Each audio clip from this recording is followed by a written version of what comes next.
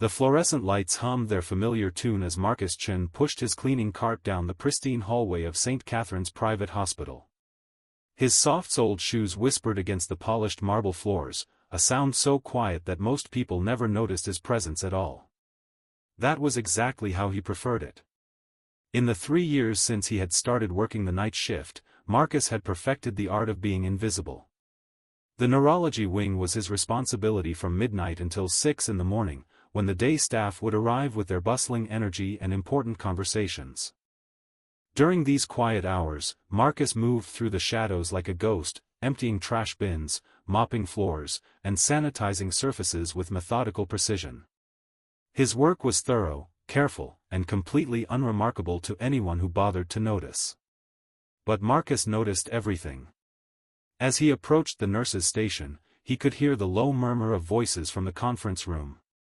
Dr. Patricia Reeves, the head of neurology, was meeting with her team again. Marcus had overheard enough fragments of their discussions over the past 2 weeks to know they were struggling with a particularly difficult case. He slowed his pace slightly, not to eavesdrop, but because the equipment near the nurse's station required his attention. The ventilator in room 314 had been making an irregular sound for the past 3 nights. Marcus had mentioned it to the day supervisor, who had shrugged and said maintenance would look at it eventually. But Marcus knew that eventually might be too late. The slight variation in the machine's rhythm suggested a developing problem with the pressure valve, something that could become critical if left unchecked. He pulled his cart closer to the room and began wiping down the surfaces with deliberate slowness. Through the partially open door, he could see the patient, a young woman with dark hair spread across the pillow. Emma Hawthorne, according to the name on the chart. 16 years old, admitted 2 weeks ago following a riding accident. The medical notes that Marcus had glimpsed during his cleaning duties told a story that made his chest tighten with familiar pain. The voices from the conference room grew slightly louder, and Marcus caught fragments of the conversation drifting down the hallway. "We've exhausted all conventional options," Dr. Reeves was saying. Her voice carried the weight of frustration and defeat. "The imaging shows complete severing at L2. There's simply no pathway for nerve regeneration at this level." Marcus's hands stilled on the surface he was cleaning. L2 complete transection. He had seen cases like this before, back when he wore scrubs instead of a janitor's uniform, back when people listened to his opinions and valued his expertise. The conventional wisdom was exactly what Dr. Reeves had just stated, but Marcus knew that conventional wisdom wasn't always complete wisdom. Another voice joined the conversation, younger, less certain. "What about the experimental treatments? The stem cell therapies? Too risky for someone her age," came the reply. "And the success rates are virtually non-existent for this type of injury. We have to be realistic about expectations." Marcus resumed his cleaning, his movements automatic while his mind processed what he had heard. Emma Hawthorne was being written off, dismissed as a hopeless case by some of the most respected neurologists in the city. The irony wasn't lost on him. He understood exactly how it felt to be discounted, to have expertise ignored, to watch from the sidelines while others made decisions based on incomplete understanding. The conference room door opened, and Marcus quickly focused on his work, becoming invisible once again. Dr. Reeves emerged first, her usually perfect composure showing cracks of exhaustion. She was followed by 3 other doctors, all wearing the same expression of professional resignation. As they passed, Marcus caught a few more words. "The family is pushing for additional consultations, but I don't see the point in giving them false hope. Sometimes acceptance is the kindest option." Marcus waited until their footsteps faded before he allowed himself to look toward Emma's room again. Through the gap in the door, he could see her staring at the ceiling, her young face etched with a despair that seemed far too heavy for someone barely past childhood. Her father visited during the day, Marcus had observed, arriving in expensive suits with an entourage of assistants and advisors. Richard Hawthorne, tech mogul and billionaire, a man accustomed to solving problems with money and influence. But money couldn't buy what his daughter needed, and influence couldn't bridge severed nerves. At least, not in the way that conventional medicine understood the problem. Marcus finished cleaning the area around the nurse's station and moved his cart toward the supply closet. As he walked, his phone buzzed with a text message. Even before looking, he knew it was from Lily. "Daddy, I had a bad dream. When are you coming home?" Marcus glanced at his watch. 2:30 in the morning. His 80-year-old daughter should have been sound asleep, but nightmares had been plaguing her more frequently lately. The school counselor said it was normal for children of single parents to experience anxiety, especially when their parent worked night shifts. Marcus typed back quickly. "Almost done with work, sweetheart. Go back to sleep and I'll make pancakes when you wake up." A few seconds later, another message appeared. The kind that made his heart ache with love and guilt in equal measure. "I miss you, Daddy. I wish you didn't have to work at night." Marcus stared at the screen for a long moment before responding. "I miss you too, baby girl. Just a few more hours." He slipped the phone back into his pocket and continued with his rounds. The supply closet needed restocking, and the medication storage area required its nightly security check. As he worked, Marcus's mind wandered to the conversation he would have with Lily in the morning. She had been asking more questions lately about his work, about why he cleaned floors instead of helping sick people the way he used to. The questions were innocent, born from a child's natural curiosity, but they cut deep into wounds that had never fully healed. How do you explain to an 80-year-old that sometimes the world is unfair? How do you tell your daughter that her father was once a respected neurosurgeon, that he had dedicated his life to healing others, only to have that life destroyed by lies and legal battles? How do you make a child understand that sometimes good people are punished for mistakes they never made? Marcus had stopped trying to explain those complexities to Lily. Instead, he focused on the simple truth that work was work, that honest labor had dignity regardless of its nature, and that their small family was strong enough to weather any storm. But late at night, in the quiet hours when he moved through the hospital like a ghost of his former self, the weight of his fall from grace pressed down on him with crushing force. The irony was particularly sharp here, in these hallways where he had once walked with purpose and authority. St. Catherine's had been his hospital once, the place where he had performed some of his most challenging surgeries. The staff who now looked through him as if he were invisible had once sought his opinions, respected his expertise, and trusted him with their most difficult cases. Now he was just Marcus the night janitor, a quiet man who kept to himself and did his work without complaint. But Marcus still noticed everything. He still saw the subtle signs that others missed, still recognized the patterns that training and experience had burned into his consciousness. The ventilator in Emma Hawthorne's room wasn't the only equipment showing early signs of trouble. The 4-pump in room 318 was calibrating incorrectly, delivering medication at a rate that was within acceptable parameters but not optimal for the patient's recovery. The monitoring system in the ICU had a sensor that was beginning to drift, providing readings that were technically accurate but missing the nuanced changes that could indicate developing complications. Marcus saw it all, noted it all, and said nothing. That was his role now. To see and stay silent, to know and remain invisible. As he finished his rounds and began the final cleanup of his shift, Marcus found himself pausing outside Emma Hawthorne's room once more. The ventilator continued its irregular rhythm, and through the door, he could see that the young woman was still awake, still staring at the ceiling with that expression of profound loss. For just a moment, Marcus allowed himself to imagine what it would be like to walk into that room not as a janitor, but as the surgeon he had once been. To examine the scans with fresh eyes, to consider approaches that conventional wisdom had dismissed, to offer hope where others saw only futility. The knowledge was still there, buried beneath 3 years of silence and invisible labor, waiting like a sleeping giant for the chance to wake. But that chance would never come. Marcus had made his peace with that reality, or at least he told himself he had. His focus now was on Lily, on providing for her and protecting her from the harsh truths of their circumstances. Everything else was just memory, just the ghost of a life that had been stolen from him by jealousy and lies. Where in the world are you watching from tonight? Marcus wondered if anyone else was awake at this hour, moving through their own quiet struggles, carrying their own buried dreams. The hospital felt like a small island of light in the darkness, filled with people fighting battles that the rest of the world never saw. Marcus cleaned his equipment and prepared to clock out.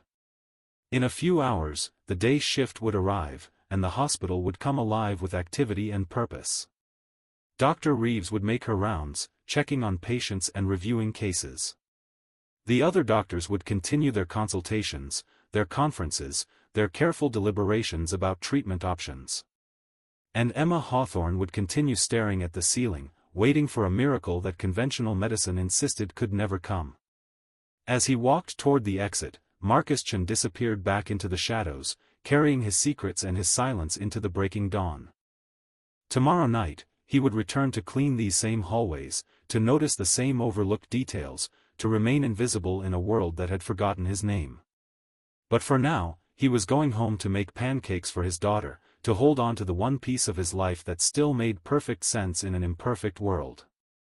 The morning sun cast long shadows across Emma Hawthorne's private room as she stared at the physical therapy schedule taped to her bedside table. 3 sessions per week, each one a careful choreography of false hope and measured expectations. The therapists were kind, professional, and utterly convinced that the best they could offer was teaching her to accept her new reality. Emma turned her head away from the schedule and fixed her gaze on the window instead. From her bed on the 4th floor, she could see the hospital's courtyard where other patients walked slowly along paved paths, some using walkers, others supported by family members. 2 weeks ago, she had been preparing for the regional equestrian championships, spending her mornings in the saddle and her afternoons training for jumps that required perfect coordination between horse and rider. Now she couldn't feel anything below her waist. The accident replayed in her mind with cruel clarity. Thunderbolt, her prize-winning stallion, had been spooked by something in the brush. The jump that should have been routine became a catastrophic fall, and in the space of a heartbeat, her entire future had been rewritten. The doctors explained the medical details with careful precision. Complete spinal cord transection at the L2 vertebra. Permanent paralysis. No hope of recovery. Her father arrived just after 9, the way he had every morning since the accident. Richard Hawthorne entered the room with the controlled energy of a man accustomed to solving impossible problems, but Emma could see the exhaustion behind his confident facade. His usually perfect appearance showed subtle signs of strain, the slight tremor in his hands, the way his shoulders carried tension like armor, the careful smile that never quite reached his eyes. "Good morning, sweetheart," he said, settling into the chair beside her bed. "I brought your favorite coffee from that little place downtown." Emma accepted the cup without enthusiasm. "Everything tastes different now," she said quietly. "I don't know if it's the medication or just me." Richard's face tightened almost imperceptibly. "It's temporary, Emma. Your body is still adjusting. Once we find the right treatment, once we get you the help you need, everything will get better." The conviction in his voice was absolute, the same tone he used when addressing his board of directors or announcing new product launches. Richard Hawthorne had built a technology empire from nothing, had revolutionized 3 different industries through sheer force of will and strategic thinking. He approached his daughter's condition the same way he approached every other challenge, as a problem to be solved through resources, connections, and relentless determination. "I've been making calls," he continued, pulling out his phone and scrolling through a list of contacts. "There's a specialist in Switzerland who's pioneering new approaches to spinal cord injuries.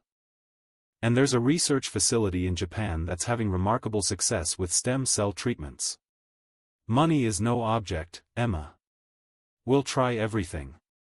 Emma watched her father's animated gestures as he described various treatment options, each one delivered with the enthusiasm of a man who refused to accept defeat. But she had heard similar speeches from him every day for 2 weeks, and with each passing conversation, the gap between his optimism and her reality seemed to grow wider. "Dr. Reeves thinks we should focus on adaptation rather than recovery," Emma said softly. Richard's expression hardened. "Dr. Reeves is giving up too easily. Just because she can't see a solution doesn't mean one doesn't exist. I didn't build my company by accepting other people's limitations, and I'm not going to start now." The words hung between them like a challenge to the universe itself.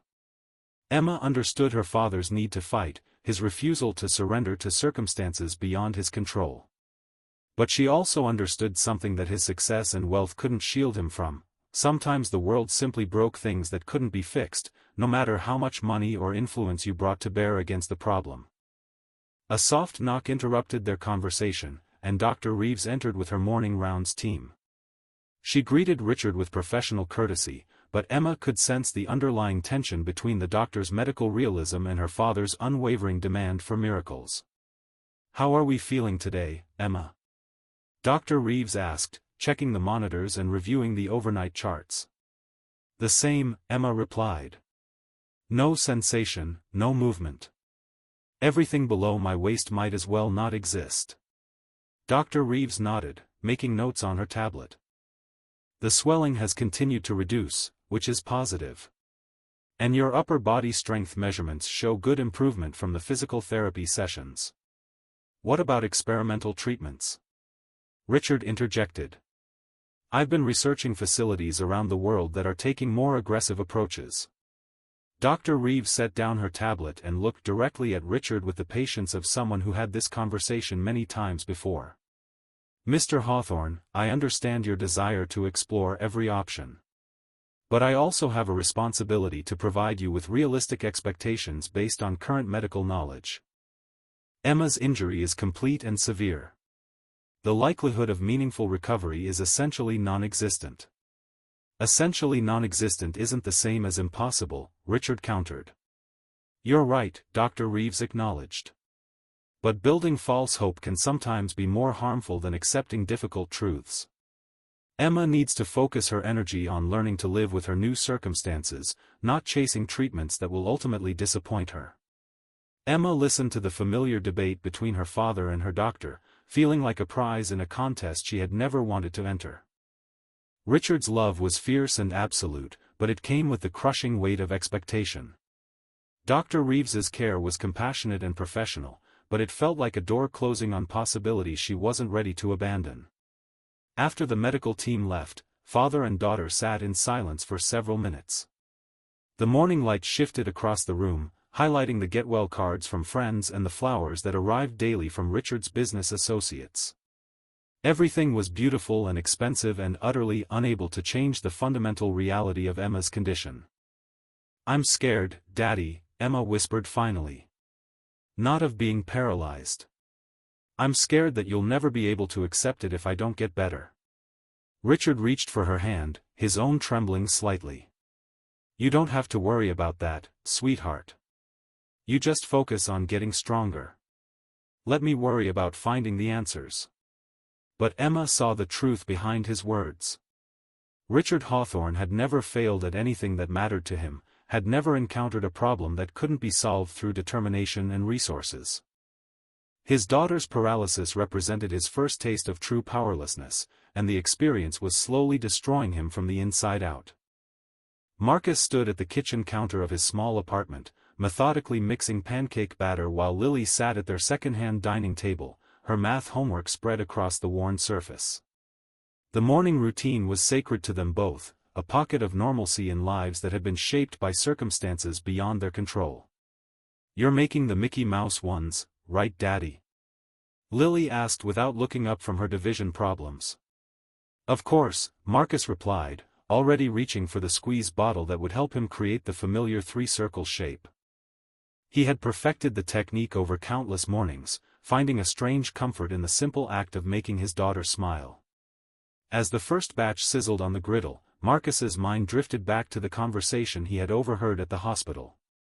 Emma Hawthorne's case haunted him in ways that he couldn't fully explain to himself. Perhaps it was the familiarity of seeing expertise dismissed, or maybe it was the recognition of a challenge that conventional wisdom had abandoned too quickly. Whatever the reason, he found himself thinking about L2 complete transactions and the narrow assumptions that governed their treatment. "Daddy, why do you look sad when you make pancakes?" Lily's question cut through his reverie with the sharp clarity that only children possessed. "I'm not sad, sweetheart. Just thinking about work." Lily set down her pencil and studied his face with the intensity of someone who had learned to read emotions as a survival skill. "You have your doctor face on."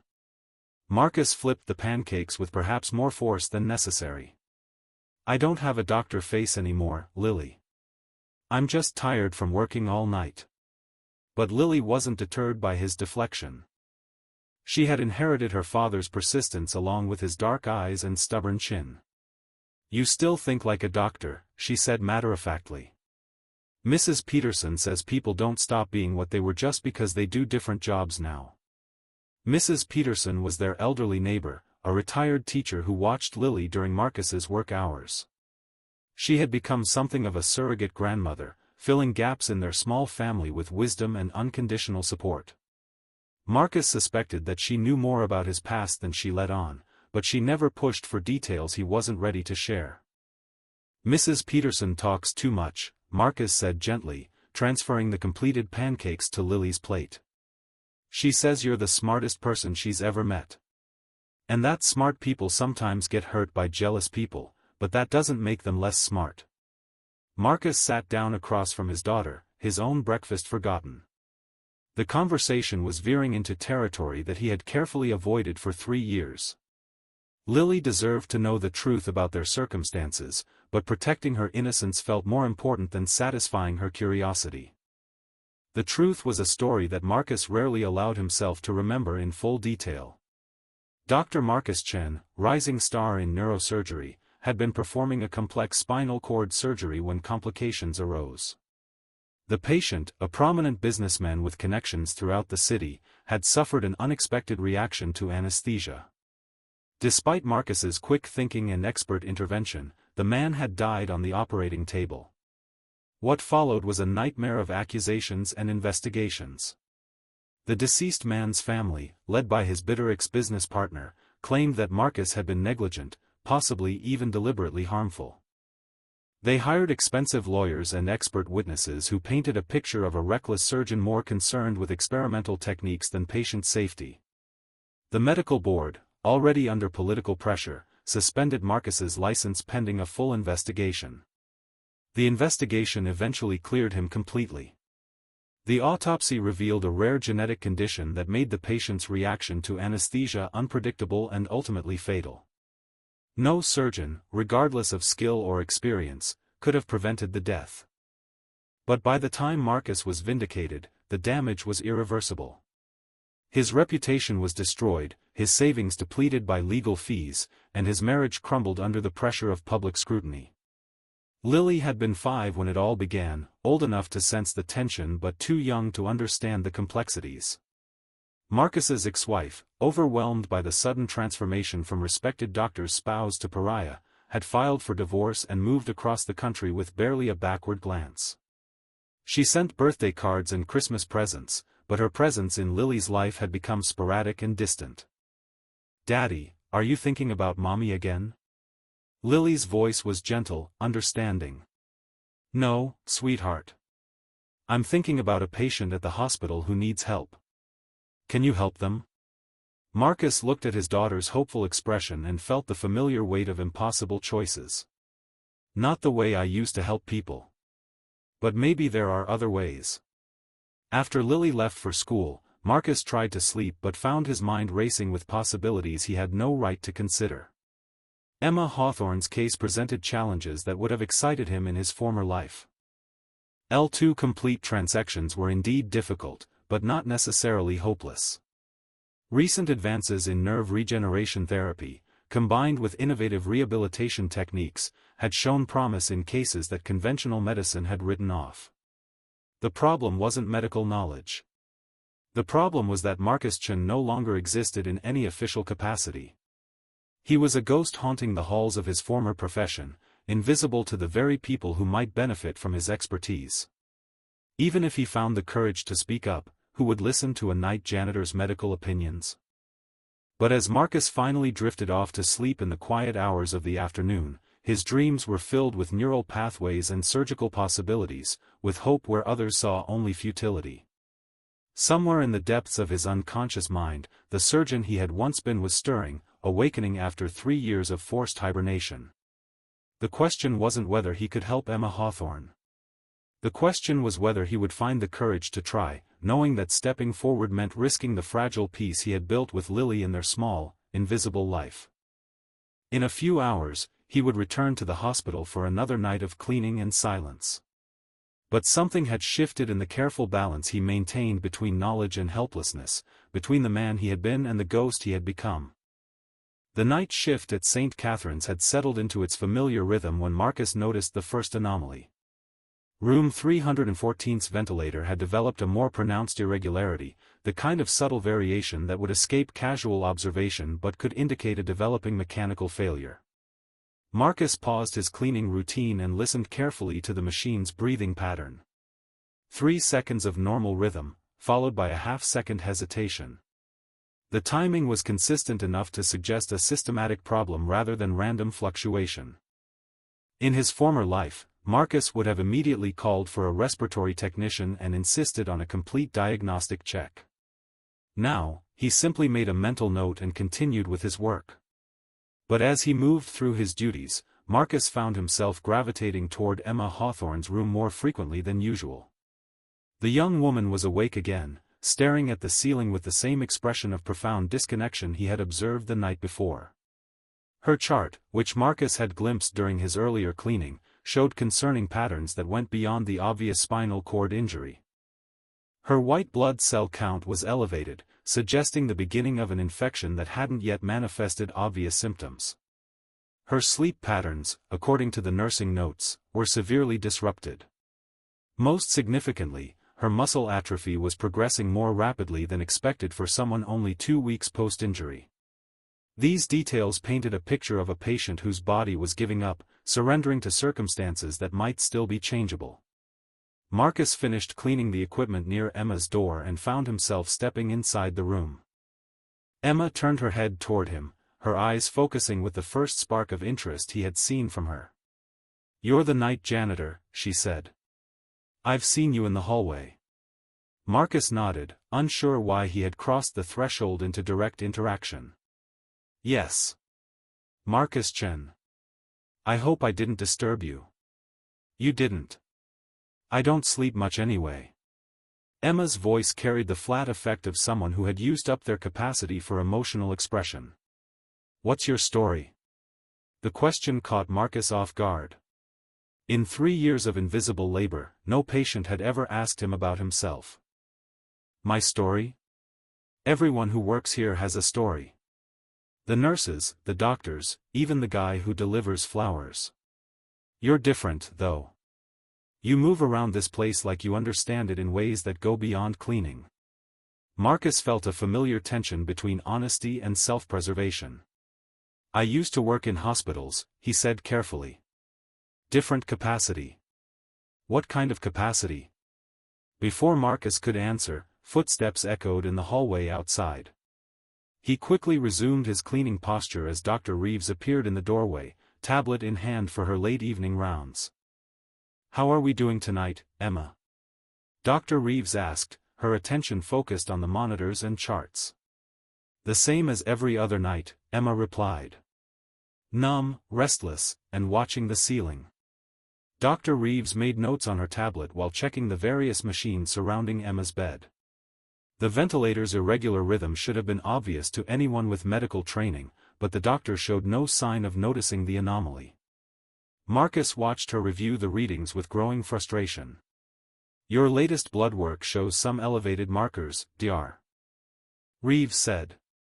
"We'll start you on a prophylactic antibiotic tomorrow to prevent any developing infections." Marcus's hands stilled on the surface he was cleaning. The elevated white cell count wasn't prophylactic territory, it was early intervention territory. The difference might seem subtle to someone focused on the spinal cord injury, but infections in paralyzed patients could escalate rapidly and compromise already limited recovery prospects.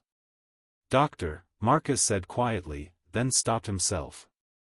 Dr. Reeves looked up from her tablet, noticing him for the first time. "Yes?"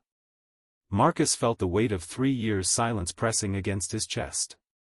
"The ventilator in this room has been showing timing irregularities for several nights. It might be worth having respiratory check the pressure calibration. Dr. Reeves frowned, listening to the machine for a moment. It sounds normal to me.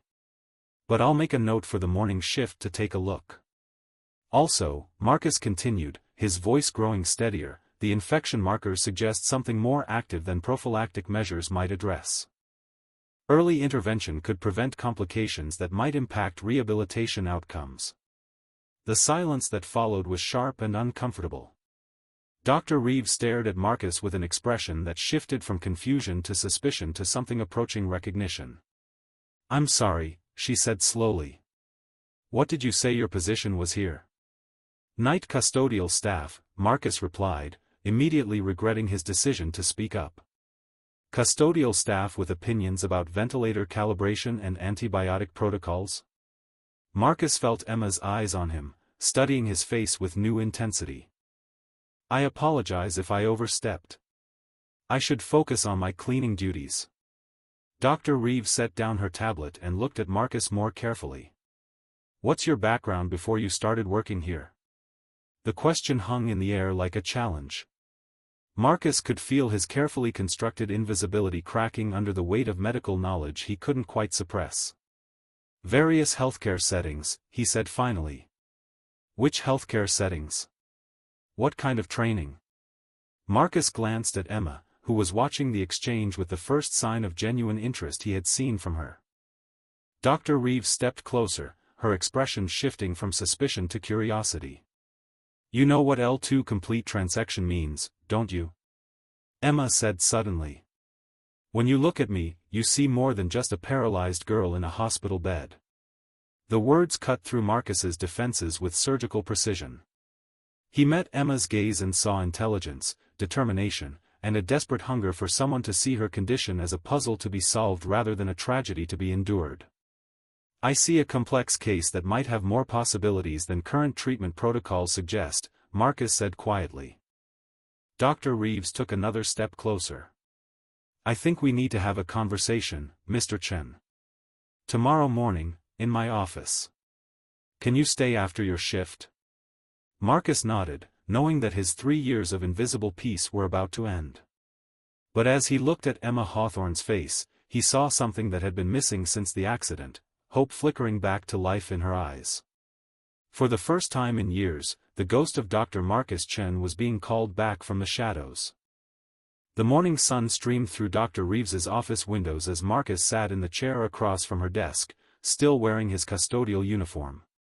He had clocked out 20 minutes earlier but hadn't bothered to change clothes. Something about maintaining the appearance of what he had become felt important, even as his carefully constructed identity was about to be examined under a microscope. Dr. Reeves entered with 2 cups of coffee and a thick file folder that she placed deliberately on the desk between them. Her expression was unreadable, professional curiosity mixed with something that might have been concern. "I ran a background check after our conversation last night," she said without preamble. "Dr. Marcus Chen, formerly of this very hospital. Neurosurgery. Impressive credentials, until everything fell apart 3 years ago." Marcus accepted the coffee but didn't drink it. His hands needed something to hold while his past was dissected by someone who had been a colleague once, though they had never worked closely together. "The malpractice case," Dr. Reeves continued, opening the file. "I remember when it happened. The rumors, the investigation, the suspension. Most of us assumed you were guilty of something, even if we couldn't prove what." Marcus remained silent, having learned long ago that defending himself often made things worse. "But I also remember the final report," Dr. Reeves said, her tone shifting slightly. "Complete exoneration. Rare genetic condition, unavoidable death, exemplary surgical technique under impossible circumstances. By the time the truth came out, you had disappeared entirely." "I didn't disappear," Marcus said quietly.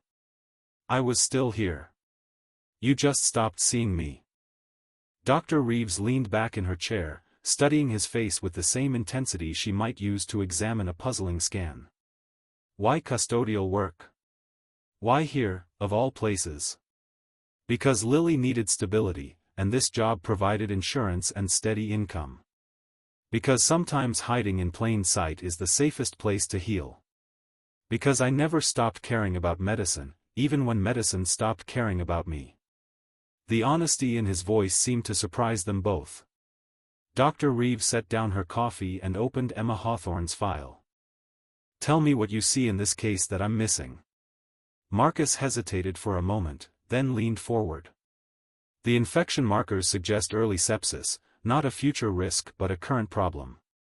Her sleep disruption isn't psychological, it's neurological feedback from inflammatory processes.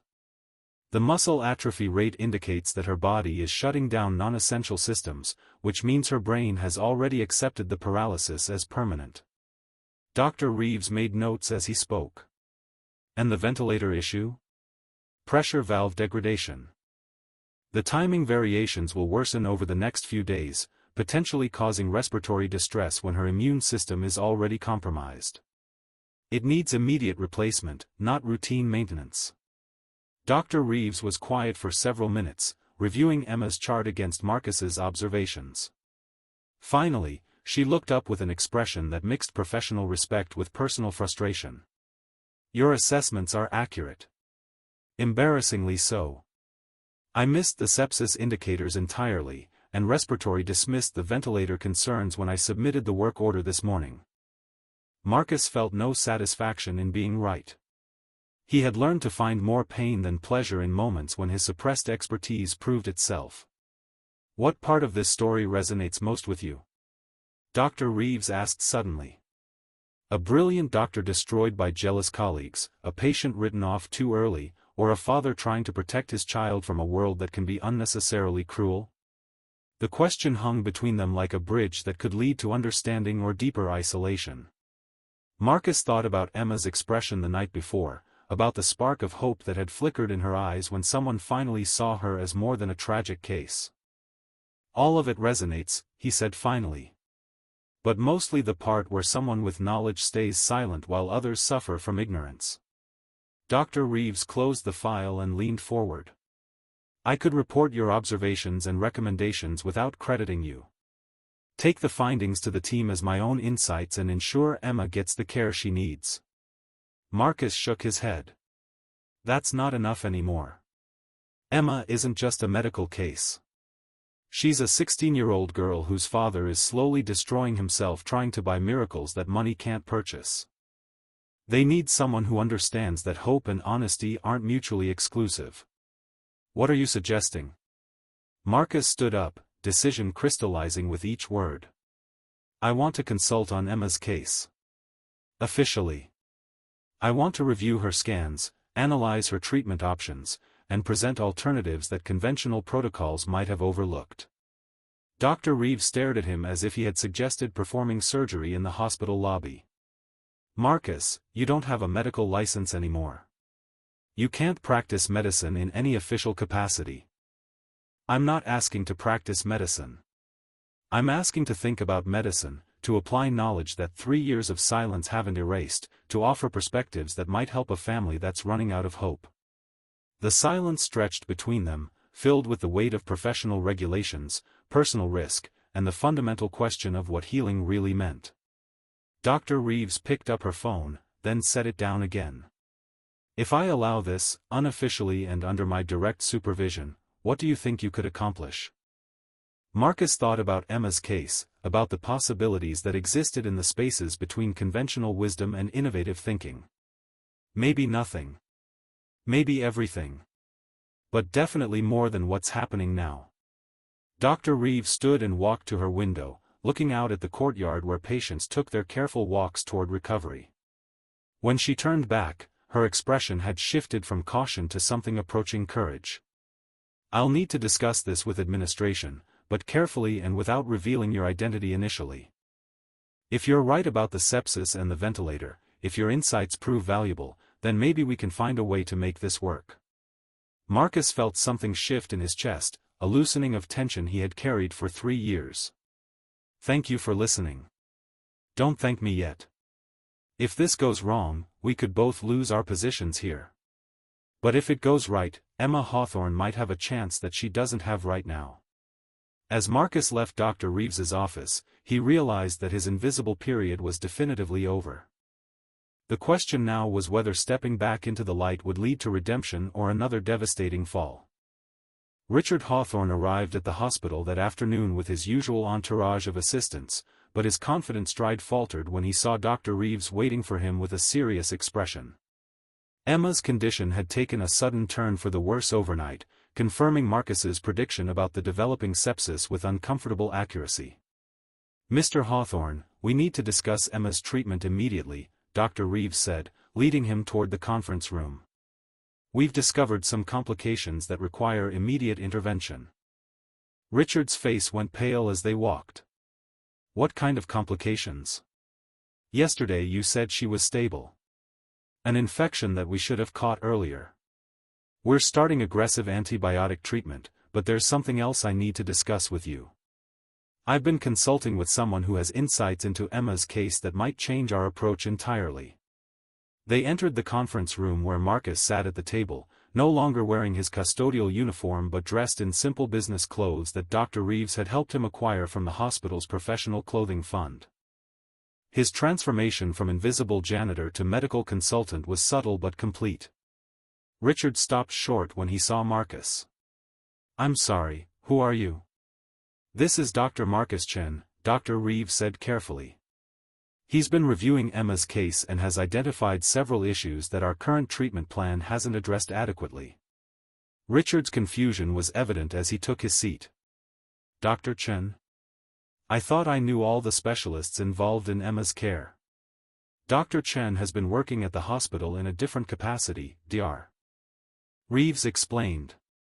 "But his background in neurosurgery and spinal cord injuries makes him uniquely qualified to offer perspectives on Emma's case." Marcus watched Richard process this information, seeing the exact moment when desperation overcame skepticism. Richard Hawthorne was a man accustomed to evaluating talent and recognizing expertise, regardless of its packaging. "What kind of perspectives?" Richard asked, leaning forward. Marcus opened Emma's file and spread the scans across the table. "Your daughter's injury is severe, but not necessarily permanent in the way that conventional protocols suggest. The L2 complete transection is complicated by inflammatory responses that are actually creating secondary damage. If we can address the inflammation and create optimal conditions for neural regeneration, there might be possibilities that current treatment approaches haven't explored." Richard stared at the scans as Marcus pointed out details that previous consultants had dismissed or overlooked. The technical language was beyond his understanding, but the tone of informed confidence was unmistakable. "Are you saying Emma could recover?" Richard's voice was barely above a whisper. "I'm saying that recovery might be possible if we're willing to challenge some assumptions about spinal cord injury treatment. But it would require aggressive intervention, experimental protocols, and acceptance that we might fail despite our best efforts." Dr. Reeves interjected carefully. "Dr. Chen's approach would involve significant changes to Emma's current treatment plan. Some of the techniques he's suggesting aren't yet approved for standard use." Richard's business instincts kicked in as he evaluated the situation. "What's your success rate with cases like Emma's?" Marcus met his gaze directly. "I've never treated a case exactly like Emma's because every spinal cord injury is unique. But I've seen recoveries that conventional medicine said were impossible when the right combination of timing, technique, and determination came together." "What do you need from me?" Richard asked. "Permission to try approaches that other doctors might consider too risky. Trust in methods that aren't proven by large-scale studies.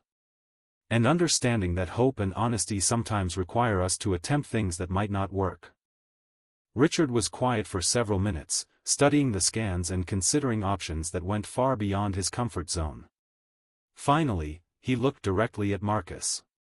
3 weeks ago, Emma was preparing for championships that would have secured her scholarship to any university in the country. Now she can't feel her legs and barely speaks to me. Every specialist I've consulted has essentially told me to accept that my daughter's life is over at 16. You're the first person to suggest that might not be true." Marcus felt the weight of a father's desperate hope settling on his shoulders. Mr. Hawthorne, I need you to understand that what I'm suggesting involves significant risks. Some of the techniques could potentially make Emma's condition worse if they don't work. I can't promise success, only that I'll apply everything I've learned about neurosurgery and spinal cord regeneration to give her the best possible chance. Richard stood up and extended his hand to Marcus. Dr. Chen, I've built my career on recognizing expertise and taking calculated risks on people that others might overlook.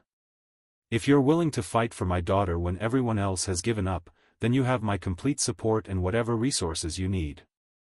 As they shook hands, Marcus realized that he was crossing a threshold from which there would be no return. Emma Hawthorne's case would either vindicate everything he had learned about medicine and human resilience, or it would complete the destruction of a career that had already endured more setbacks than most people could survive. Dr. Reeves cleared her throat. There are still administrative hurdles to navigate. Dr. Chen's consulting role will need to be carefully structured to comply with hospital regulations and insurance requirements. I'll handle the administrative issues, Richard said with the confidence of someone accustomed to solving bureaucratic problems through influence and resources. What matters is that Emma gets the treatment she needs from the person best qualified to provide it. Marcus gathered the scans and files, feeling the familiar weight of medical responsibility settling back onto his shoulders after 3 years of absence.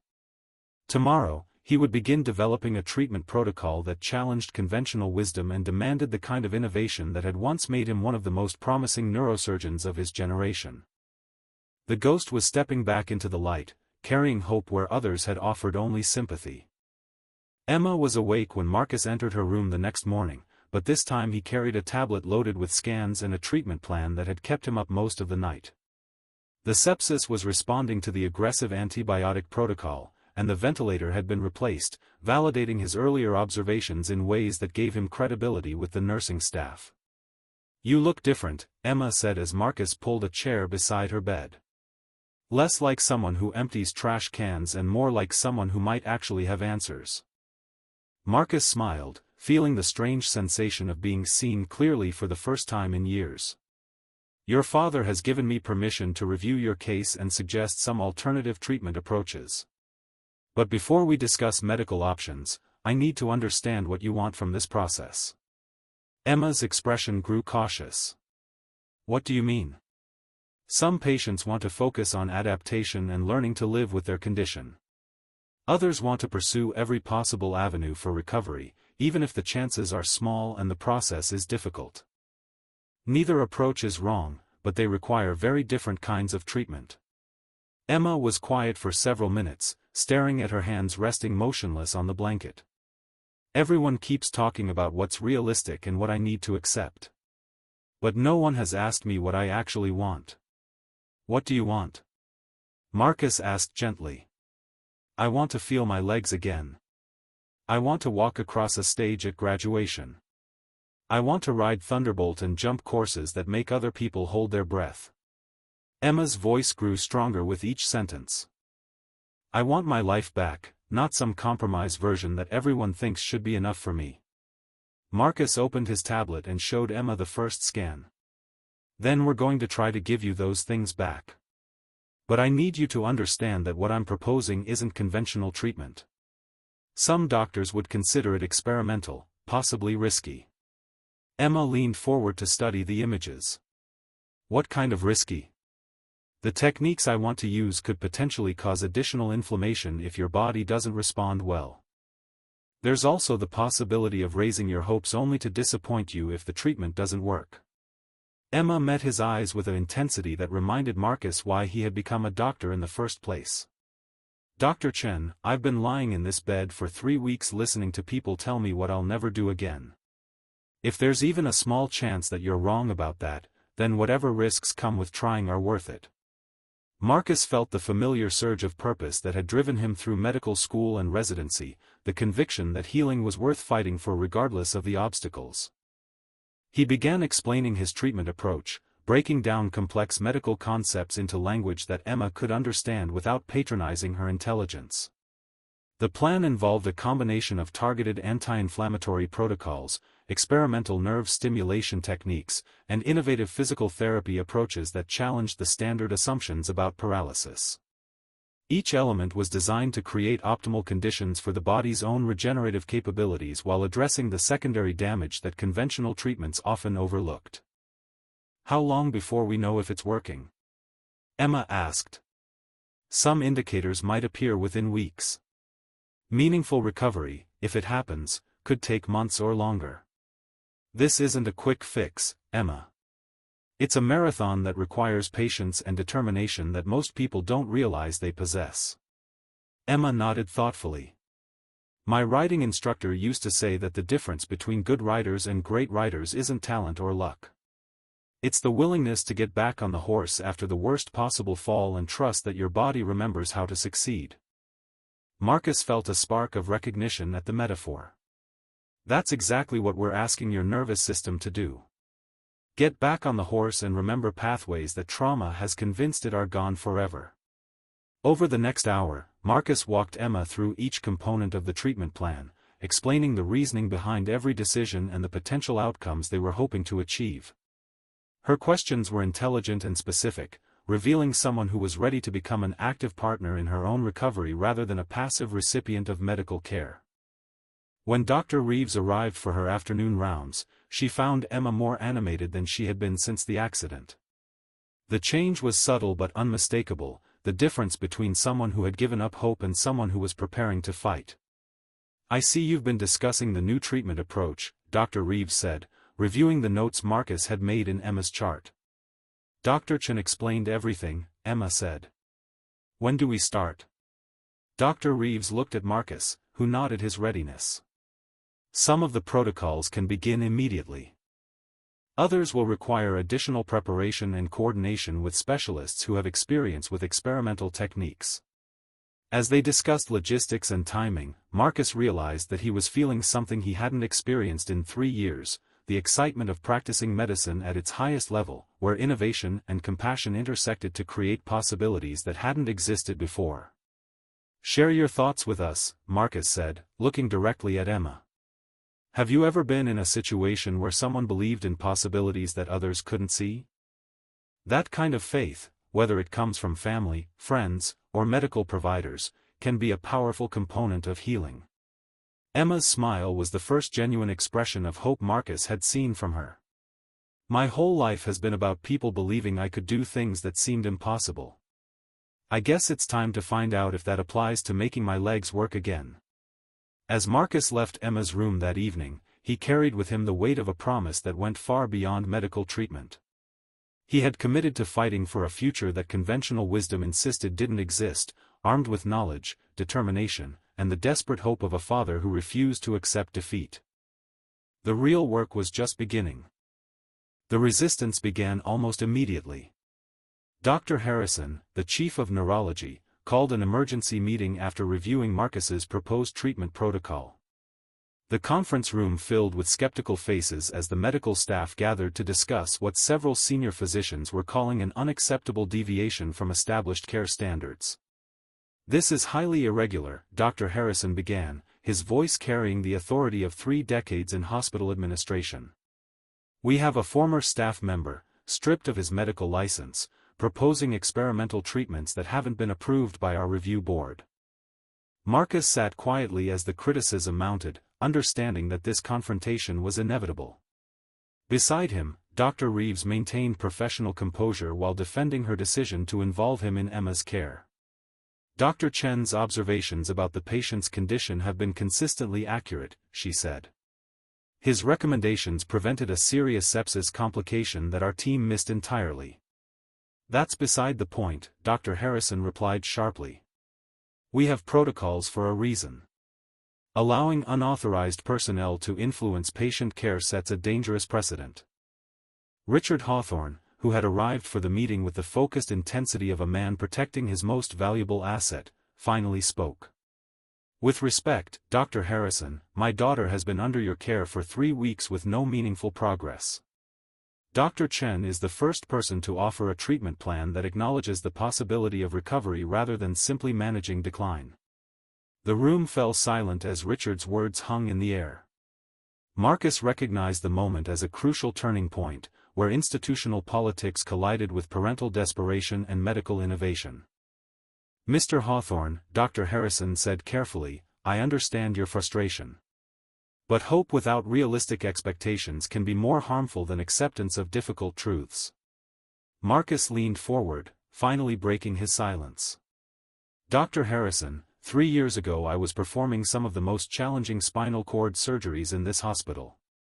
My techniques were considered innovative then, even controversial by some colleagues. The only thing that's changed is my employment status, not my knowledge or capabilities. Your employment status changed for good reason, Dr. Harrison countered. Medical malpractice accusations aren't taken lightly, regardless of eventual outcomes.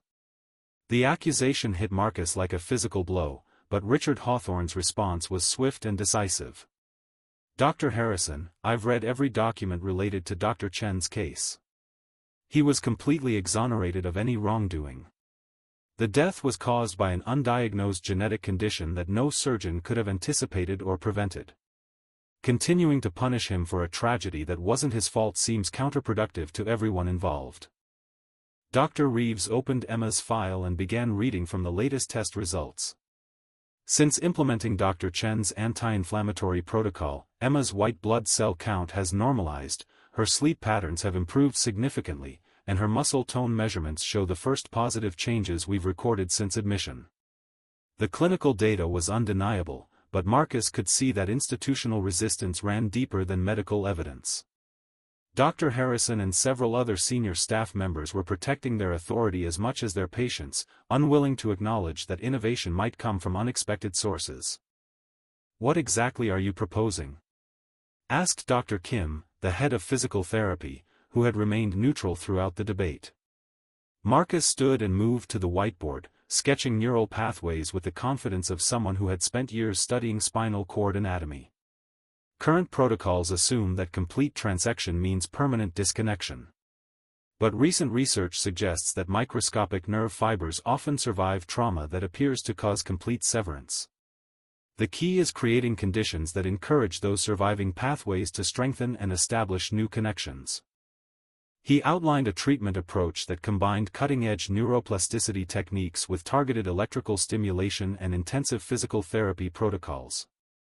Each element was designed to challenge the nervous system's acceptance of paralysis while supporting the body's natural healing capabilities. The success rate for this approach?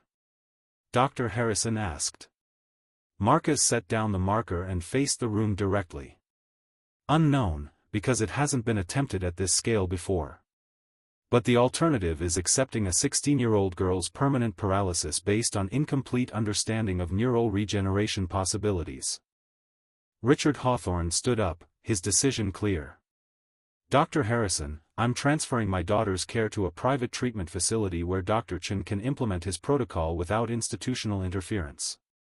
If you're not willing to support innovative approaches to her recovery, I'll find medical providers who are. The threat was delivered quietly, but everyone in the room understood its implications. Richard Hawthorne's financial support kept several hospital programs operational, and his public endorsement influenced other wealthy donors throughout the city. Dr. Harrison exchanged glances with the other senior staff members before responding. That won't be necessary, Mr. Hawthorne. We can accommodate Dr. Chen's involvement as a consulting specialist, working under Dr. Reeves's direct supervision. Marcus felt a mixture of relief and apprehension as the institutional barriers began to crumble. He would be allowed to treat Emma, but under scrutiny that would make every decision subject to second-guessing and criticism. When do we begin? Richard asked. Dr. Reeves consulted her schedule. We can start the enhanced physical therapy protocols tomorrow. The electrical stimulation equipment will need to be specially ordered, but Dr. Chen believes we can see initial responses within the first week of treatment. As the meeting concluded, Marcus realized that he had crossed another threshold in his journey back from professional exile. The ghost was not only visible now but actively challenging the medical establishment that had once rejected him. The question was whether Emma Hawthorne's recovery would vindicate his unconventional approach or provide his critics with the ammunition they needed to silence him permanently. The specialized equipment arrived on a Tuesday morning, transforming Emma's room into something that resembled a cross between a medical facility and a science laboratory. Marcus supervised the installation of the electrical stimulation devices while Emma watched with a mixture of curiosity and apprehension. "It looks like something from a science fiction movie," Emma said as technicians calibrated the nerve stimulation unit. Marcus smiled, adjusting the electrode placement on a practice model to demonstrate the procedure. "The technology is based on principles that are actually quite simple. We're essentially teaching your nervous system to remember pathways that trauma convinced it to forget." The first treatment session drew a crowd of observers.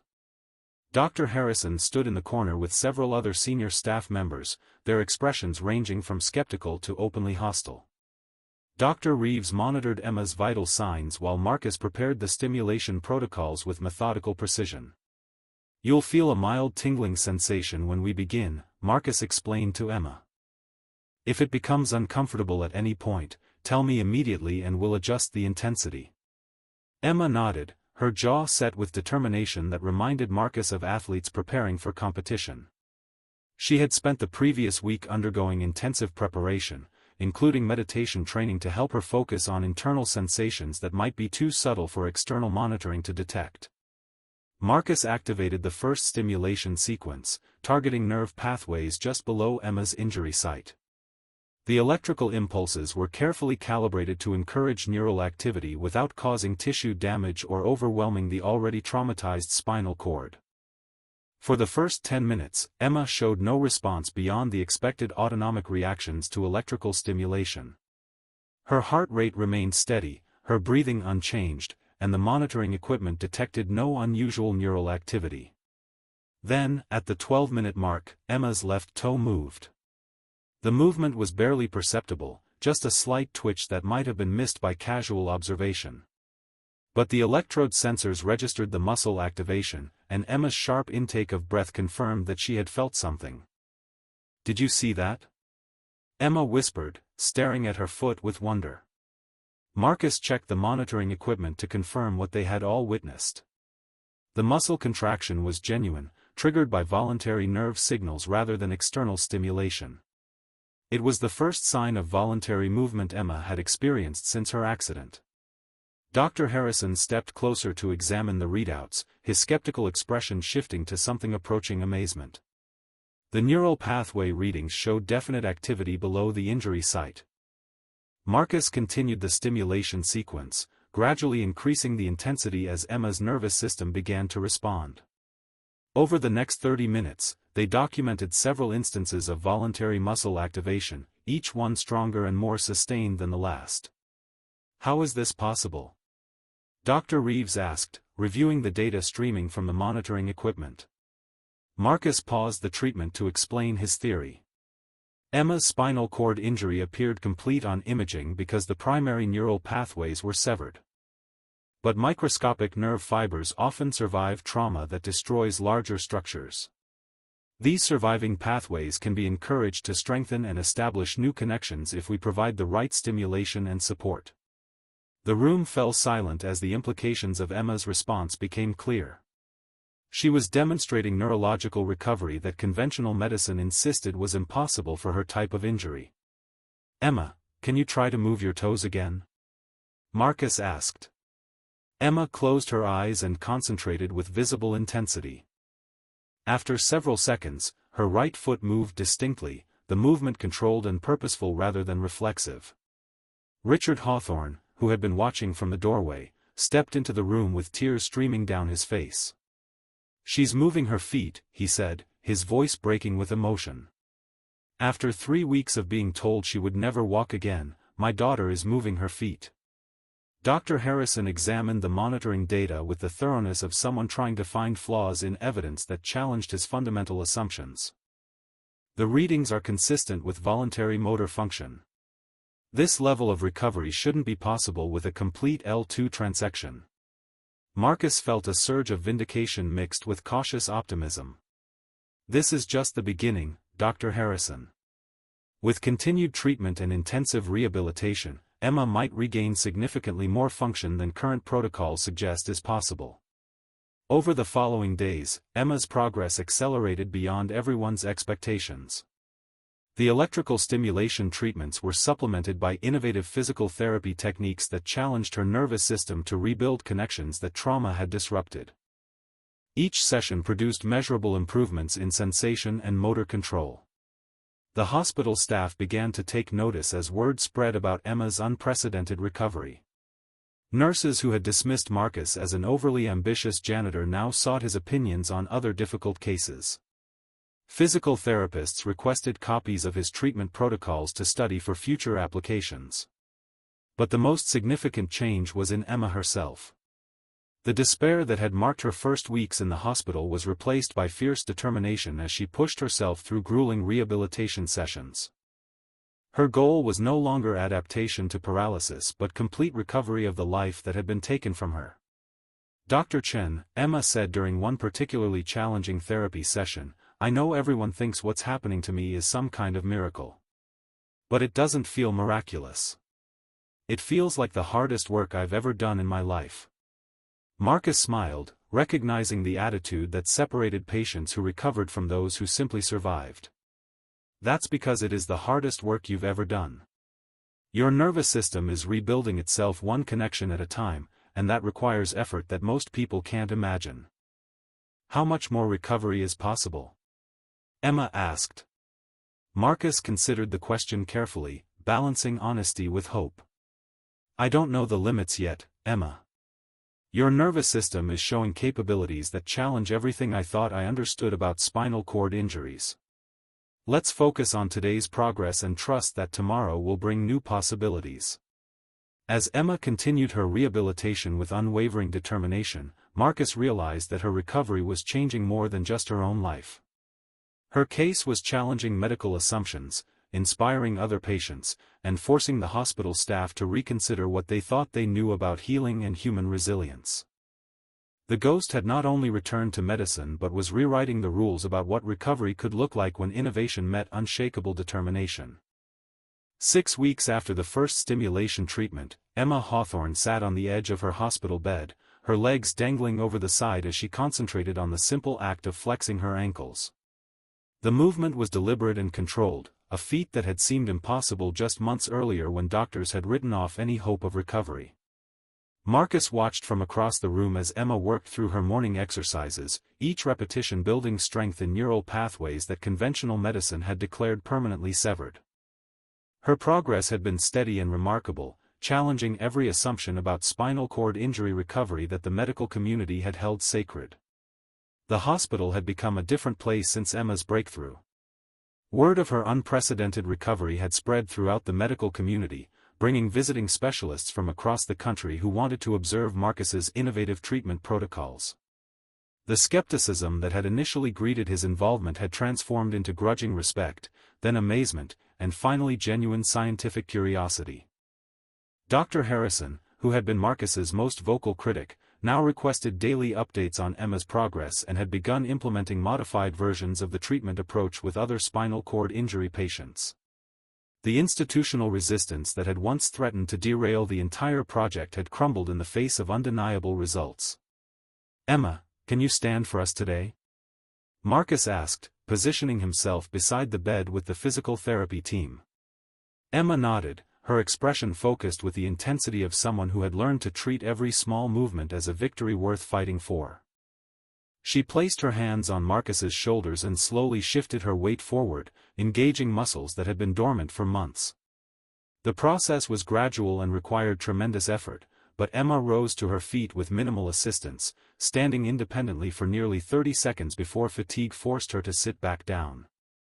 The achievement was modest by normal standards but revolutionary in the context of her supposed permanent paralysis.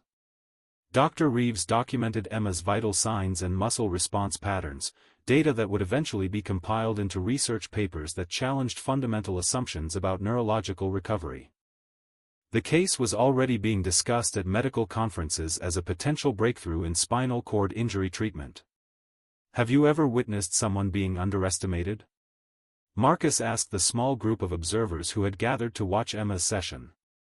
"The human nervous system has capabilities that we're only beginning to understand. Emma's recovery isn't just changing her life, it's expanding our knowledge of what healing can look like when we refuse to accept artificial limitations. Richard Hawthorne entered the room as Emma was completing her exercises, his expression carrying the complex mixture of relief, pride, and lingering anxiety that had characterized his emotional state throughout her recovery. The transformation in his daughter had been matched by changes in his own perspective on medicine, healing, and the value of expertise that existed outside conventional channels. "How are the legs feeling today, sweetheart?" Richard asked, settling into the chair that had become his regular spot during Emma's therapy sessions. "Stronger every day," Emma replied, flexing her ankles with visible concentration. "Dr. Chen says I might be ready to try walking with support next week." Marcus smiled at Emma's optimism while maintaining the careful balance between encouragement and realistic expectations that had guided their entire treatment approach. "Walking will be the next major milestone, but it's important to remember that recovery isn't always linear. Some days will show more progress than others." The conversation was interrupted by a knock on the door. Lily Chen peered into the room with the shy curiosity of an 80-year-old who wasn't entirely sure she belonged in a medical setting. Marcus had finally brought his daughter to meet Emma after weeks of Lily asking questions about the patient who was helping her father rediscover his purpose. "Daddy, is this the girl who's learning to walk again?" Lily asked with the direct honesty that children brought to complicated situations. Emma smiled, charmed by Lily's straightforward approach. "Yes, I'm Emma. And you must be Lily. Your dad has told me so much about you." Lily approached Emma's bed with careful steps, studying the equipment and monitoring devices with fascination. "My daddy used to help people like you before he had to clean floors instead. But now he's helping people again, and he's happy when he comes home from work." The simple observation carried more weight than any medical journal article or peer review could provide. Marcus felt a warmth in his chest as he realized that his daughter understood something essential about his journey back to medicine that even he hadn't fully articulated. Richard Hawthorne watched the interaction between Lily and Emma with interest, recognizing something profound in the connection between the doctor's daughter and his own. Both children had been shaped by circumstances beyond their control, both had learned to adapt to challenges that seemed overwhelming, and both had discovered strength they hadn't known they possessed. "Dr. Chen," Richard said quietly, "I want to discuss something with you privately when you have time. Something about Emma's future treatment and your own professional situation." Marcus nodded, sensing that the conversation would mark another significant transition in his unexpected journey back from professional exile. Emma's recovery had created opportunities that extended far beyond her individual case, possibilities that might restore not just her mobility but his own sense of purpose and professional identity.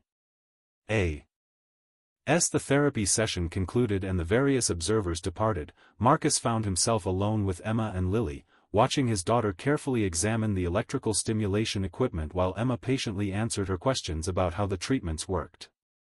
The scene represented something that Marcus had never dared to hope for during his 3 years of invisible labor, his professional expertise and personal life converging in ways that brought healing to others while rebuilding his own sense of worth and possibility. Emma's recovery was entering its most crucial phase, the period where sustained progress would either confirm the revolutionary nature of Marcus's approach or reveal the limits of even the most innovative treatment protocols. But regardless of the ultimate outcome, her case had already accomplished something that Marcus had thought was impossible. It had given him back his identity as a healer, while teaching him that expertise could emerge from unexpected places and that the most profound recoveries often required the courage to challenge conventional wisdom in pursuit of seemingly impossible goals. The moment that would change everything happened on a Thursday morning in early autumn. Emma had been working with the parallel bars for 3 weeks, gradually building the strength and coordination necessary for independent walking. Her progress had been steady but incremental, each session producing small improvements that accumulated into meaningful gains over time. Marcus arrived at the rehabilitation room to find Emma already positioned between the parallel bars, her expression carrying the focused determination that had become her trademark during therapy sessions. Dr. Reeves and the physical therapy team were conducting their routine assessments, documenting muscle strength and range of motion measurements that would be compared against previous sessions. "Today feels different," Emma said as Marcus approached.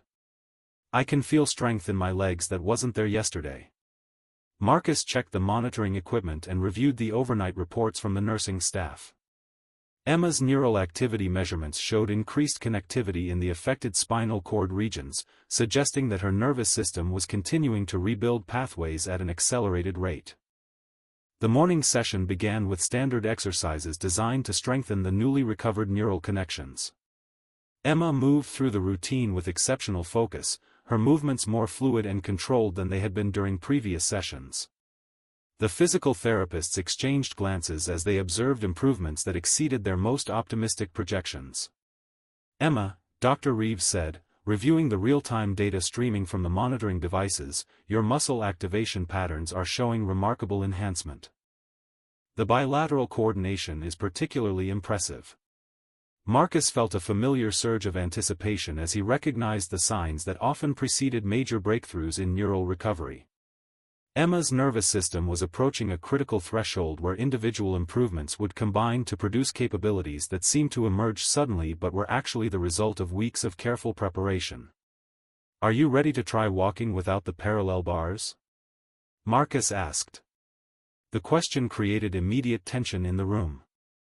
Walking independently represented the ultimate goal of Emma's rehabilitation, but attempting it prematurely could result in falls that might damage her confidence or potentially reverse some of her hard-won progress. Emma looked at her father, who had arrived just minutes earlier and was watching from the observation area with barely contained anxiety. Richard Hawthorne nodded encouragement, his expression carrying absolute faith in his daughter's abilities and Marcus's judgment. "I'm ready," Emma said simply. Marcus positioned himself directly in front of Emma while the physical therapy team took supporting positions on either side. The monitoring equipment continued recording every neural impulse and muscle activation as Emma prepared for the most significant test of her recovery. She released her grip on the parallel bars and stood independently, her posture straight and confident despite the obvious effort required to maintain balance. For several seconds, she simply stood without support, demonstrating the core strength and neural control that had been rebuilt through months of intensive rehabilitation. Then Emma took her first step. The movement was deliberate and controlled, her right foot lifting and placing with the precision of someone who had relearned every component of walking through conscious effort and determination. Her left leg followed with equal coordination, creating a walking pattern that was initially tentative but grew stronger with each successive step. She walked 10 feet across the rehabilitation room before turning and walking back to her starting position, completing the journey without assistance or support from the parallel bars.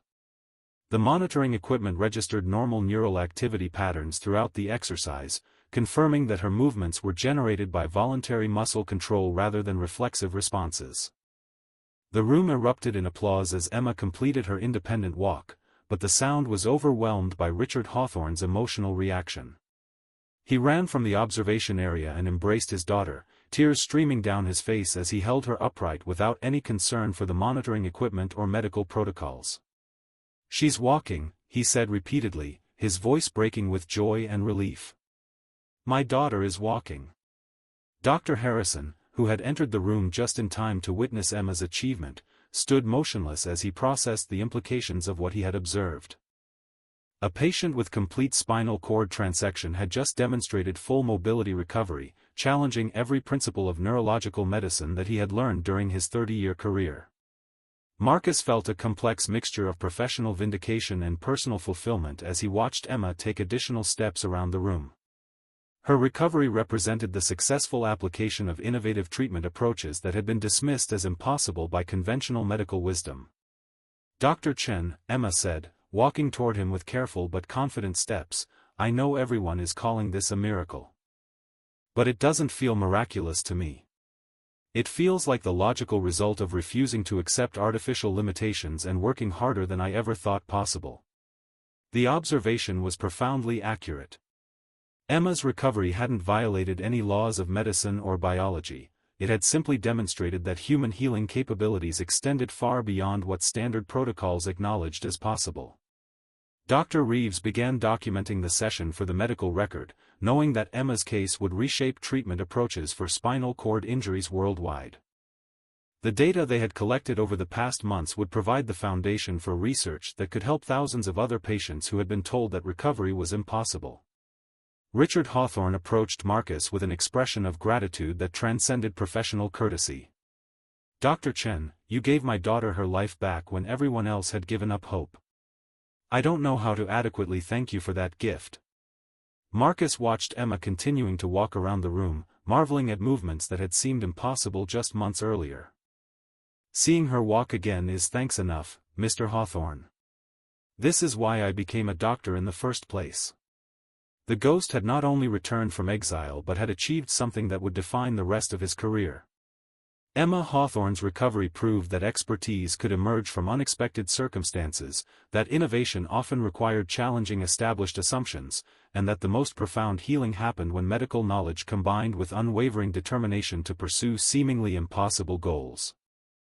As Emma took her triumphant steps toward complete recovery, Marcus realized that her journey had restored something equally valuable in his own life, the unshakable conviction that every patient deserved a healer who refused to accept defeat. 3 months later, Dr. Marcus Chen stood in his newly appointed office at the St. Catherine's Neurological Research Institute, reviewing applications for the spinal cord injury treatment program that had grown from Emma Hawthorne's unprecedented recovery. The institutional resistance that had once threatened to silence him had transformed into institutional support for revolutionary approaches to neurological healing. The transformation had been swift and comprehensive. Richard Hawthorne's gratitude had manifested as a substantial endowment to establish the Research Institute, with Marcus serving as its director and lead researcher. Dr. Reeves had become his deputy, helping to develop protocols that could replicate Emma's recovery in other patients with similar injuries. Marcus's medical license had been fully restored through Richard's legal connections and the overwhelming evidence of his innovative treatment success. The malpractice accusations that had destroyed his original career were now viewed as tragic injustices that had nearly deprived the medical community of groundbreaking advances in neurological recovery. The office door opened and Lily entered with the confident stride of someone who had grown accustomed to visiting her father's workplace. She carried a drawing she had made of Emma walking, complete with detailed illustrations of the electrical stimulation equipment that had fascinated her during their first meeting. "Daddy, Mrs. Peterson says you're famous now because you helped Emma walk again," Lily said, settling into the chair beside his desk. Marcus smiled, understanding that fame was far less important than the restoration of purpose that Emma's case had provided. "I'm not famous, sweetheart. I'm just doing the work I was always meant to do." "But now you help people again instead of cleaning floors?" "Now I help people in the way that uses all the knowledge I spent years learning. Sometimes life takes us on detours that seem like setbacks but actually prepare us for opportunities we never could have imagined." Lily studied the medical journals scattered across his desk, their pages filled with articles about innovative spinal cord injury treatments and neurological recovery protocols. "Is Emma going to be completely better?" Marcus considered the question carefully, balancing honesty with hope in the way that had become natural during Emma's treatment. "Emma has recovered more function than anyone thought possible. She's walking, riding horses again, and preparing to return to competitive equestrian events. Whether she'll achieve complete recovery remains to be seen, but she's already accomplished things that conventional medicine said were impossible." The conversation was interrupted by a knock on the door. Emma Hawthorne entered with the easy confidence of someone who had reclaimed her life through sheer determination and innovative medical care. She moved without any visible signs of her former paralysis, her posture and gait indistinguishable from someone who had never experienced spinal cord trauma. "Dr. Chen, I wanted to thank you again before I leave for the training facility," Emma said. "The scholarship program you helped me establish is already receiving applications from other young athletes who've experienced spinal cord injuries." Marcus felt a surge of pride that extended beyond Emma's individual recovery to encompass the broader impact of their work together.